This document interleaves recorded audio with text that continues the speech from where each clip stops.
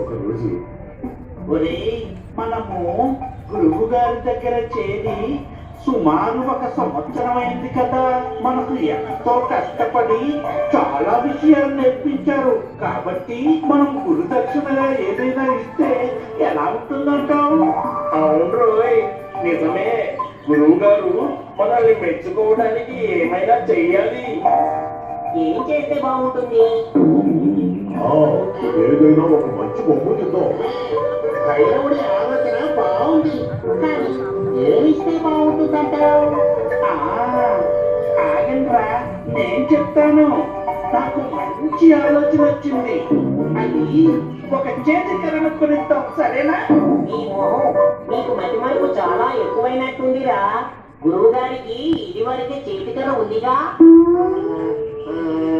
కొని ఒక మంచి శాలువా కొనిద్దాం. ఏడిశాం. ఇప్పటికే రాజుగారిచ్చిన పట్టు శాలువాలు, పట్టు పంచలు, ఇనప పెట్టెలు మూలుగుతున్నాయి. మరేమి కొందాము? బాగా ఆలోచించండి అమ్మా. అవును, బాగా ఆలోచించండిరా. ఒరే, మీరంతా బుద్ధి లేని వాళ్ళు.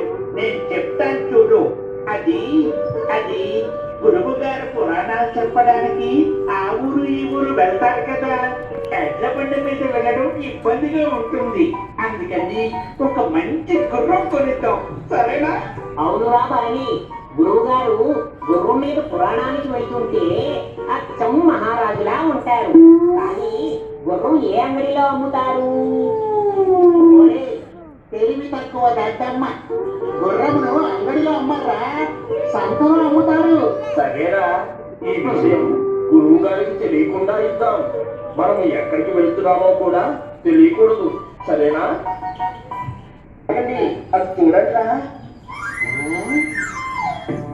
ఆ గుర్రాలతో పాటు గుర్రం గుట్లు కూడా ఉన్నాయి రోయ్. అవును రోయ్, గుర్రం గుడ్లే.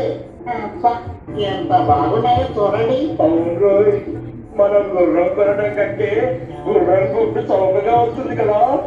అవునవును, పైగా మనకి గుర్రం నాణ్యత చూడడం కూడా సరిగ్గా తెలియదు కదా. గుర్రం గుడ్డు కొనడమే మంచిదిరా. మరెందుకు ఆలస్యం? వెంటనే వెళ్ళి ఒక గుడ్డు కొనుక్కొని తీసుకుపోదాం, పదండి. వచ్చారా? ఏమీ లేదు, మా గురువు గారికి ఒక గుర్రం బహుమతిగా ఇవ్వాలనుకున్నాం. కానీ గుర్రం కంటే ఈ గుడ్డు కొనడమే మంచిది అనుకున్నాం. మేమే వెర్రి వాళ్ళ కాదు, నువ్వు ధర ఎక్కువ చెప్తే కొనకుండా వెళ్ళిపోతాం. కాబట్టి దీని ధర ఎంతో ఖచ్చితంగా చెప్పు. ఓహో, అయితే ఈ గుమ్మడికాయలు చూసి గుర్రం గుడ్డు అనుకుంటున్నారు ఈ వెర్రి వాళ్ళు. పిల్లలు బాగా పోత కొట్టించవచ్చు. ఏంటి ఆలోచిస్తున్నావు? మమ్మల్ని ఎలా మోసం చేయాలన్నా మేమంత సులువుగా మోసపోం. అయ్యయ్యో, ఎంత మాట అయ్యేవాళ్ళు. గుర్రానికి బదులు గుర్రం గుడ్డు కొనుకెళ్లాలనుకున్న మీ తెలివి చూసి ఇంత గొప్ప మేధావులు ఎదురుగా ఎలా మాట్లాడాలో తెలియక తికమకపడుతున్నానంటే. చూసావురా, మనం ఎంత మేధావులమో అతనికి బాగా అర్థమయ్యింది. చెప్పు, ఎంత ఇమ్మంటావు? మీకు తెలియదే ఉంది స్వాములో. ఒక్క 20 వరాలు ఇచ్చి మీకు నచ్చిన గుడ్డు తీసుకెళ్ళండి. ఇదిగో 20 వరహాలు. మమ్మల్ని మోసం చేయాలని చూడకు.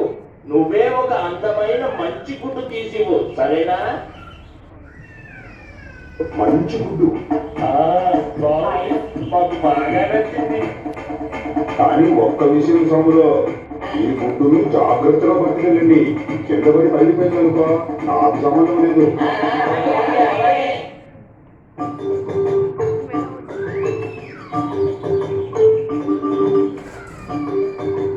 మనకు అదృష్టవశాత్తు గుర్రం కోసం పోతే చౌకగా గుర్రం గుడ్డు దొరికింది. కానీ దీనిని ఎలా పొదిగేయాలి? గుర్రం పిల్ల ఎప్పుడు బయటకు వస్తుంది? మరి నంది, నీకెప్పుడు అనుమానాలే.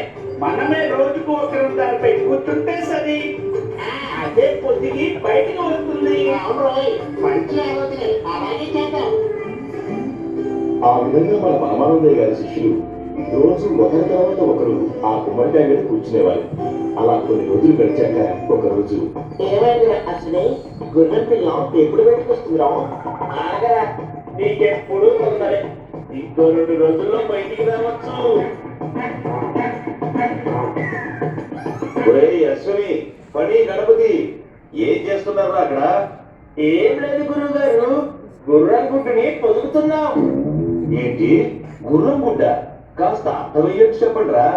ఏం లేదు గురువు గారు, మేమందరం కలిసి మీకు గురుదక్షిణగా ఒక గుర్రాన్ని ఇవ్వాలనుకున్నాం. అందుకని మేము సంతకి వెళ్ళి చౌకగా ఒక గుర్రం గుడ్డు కొన్నాం. గుడ్డును పొదిగిస్తే పిల్ల వస్తుంది కదా. అలాగే మేము దాన్ని పొదిగిస్తున్నాము. ఆ విధంగా వచ్చిన గుర్రాన్ని మీకు గురుదక్షిణగా ఇవ్వాలనుకున్నాం. ఏడిశారు. అది గుర్రం గుడ్డు కాదురా, గుమ్మడికాయ. మనం భోజనంలో కూరగా వాడతాం. అసలు గుర్రానికి గుడ్డు అంటూ ఏమీ ఉండదు. మిమ్మల్ని మోసం చేశారు. ఎంతటి అమాయకుడుగా మీరు. భగవంతుడా, నీవే వారికి దారి చూపాలి.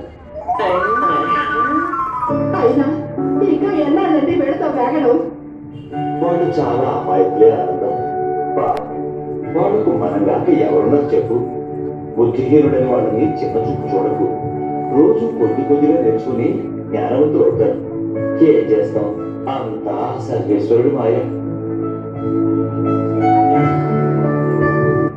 ఎంత అజ్ఞానులకైనా సాధన చేయడం ద్వారా ఏదో ఒక రోజు జ్ఞానవంతులు అవుతారని తెలియజేస్తూ జై సాయిరాం.